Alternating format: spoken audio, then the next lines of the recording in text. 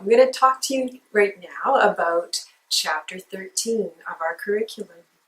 And this chapter focuses on aspects of writing that will help the TESOL teacher plan a writing class. And different types of writing are considered, as well as techniques for identifying errors. So it's probably not a surprise that there's quite a significant focus on writing. Writing is one of those aspects of communicating through a language that's very basic, right, to our daily lives, to all the work that we do. And when we use a language, we're engaging in literacy activities, and definitely writing is one of the most basic literacy activities that we engage in with a language. So there are particular approaches to writing that we're going to be dealing with in this chapter. And so to begin with, you're going to have an outline of what's called productive skills framework for writing. Okay, and this is a framework that consists of pre-writing stage, the writing, and post-writing. Okay, and it considers questions like, why do we teach writing? And considers the reason for learning writing and the reasons for writing. And part 3 of this chapter helps learners to identify the kinds of writing that they do in everyday life. So this is going to really help the learners to somehow relate in a very practical ways to the tasks of writing in the English language. And then to complete this overview of writing, we consider types of writing, asking the learners to consider what kind of writing they do from day to day. That might include personal writing, public writing, maybe forms, documents, and official government offices, that kind of writing. What about creative writing? Do the learners write stories? Do they write poems? Those kinds of things. Do they write to friends? Of course they do, and they probably do it on a pretty frequent basis through writing text messages and email messages and so on. And absolutely, your learners will want to think about the writing they do in their studies, so academic writing as well. So part 5 of this chapter is going to have you thinking a little bit about process-based versus product-based teaching. Over time, our understandings of the kind of writing that students do in the classroom changes, and the emphasis changes.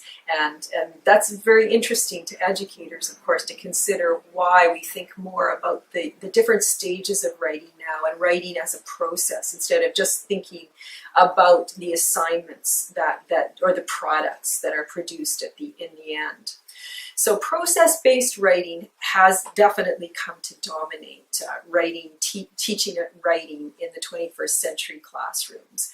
And the learner takes responsibility for the generation of ideas. And that's probably a big shift. So instead of receiving the topics and the exact parameters for writing in the classroom, the student or the learner also has a lot of responsibility. And what we tend to see in classroom is when the learner also gets to have some choice in the topics that they write about, and the styles and the genres, they're more engaged with that process, and they produce, of course, much better writing. And there's no doubt about that. So the teacher may use a variety of methods or activities, and then also that aspect of collaboration with the students.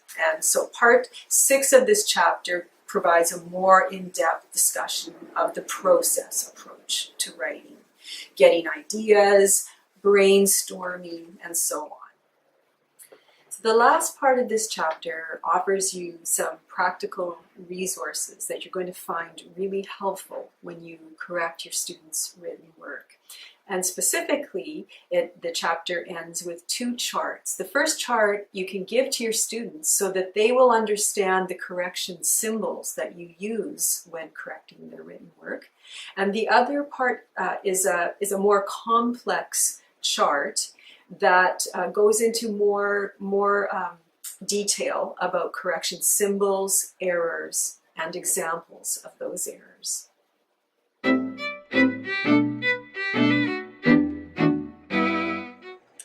The task that accompanies Chapter 13 has 2 parts to it. In the first section, you're going to be required to fix sentence errors by using the correction codes outlined in the chapter. And this is going to be great practice for you when it comes to correcting your students' work, and so you'll be able to have a chance to practice using the specific codes. Now, the second part of this assignment asks you to design a lesson plan for writing skills that uses the appropriate techniques in each stage of the lesson plan. And then you'll be asked to integrate other language skills and consider the corrections that you will do and that were mentioned in the chapter.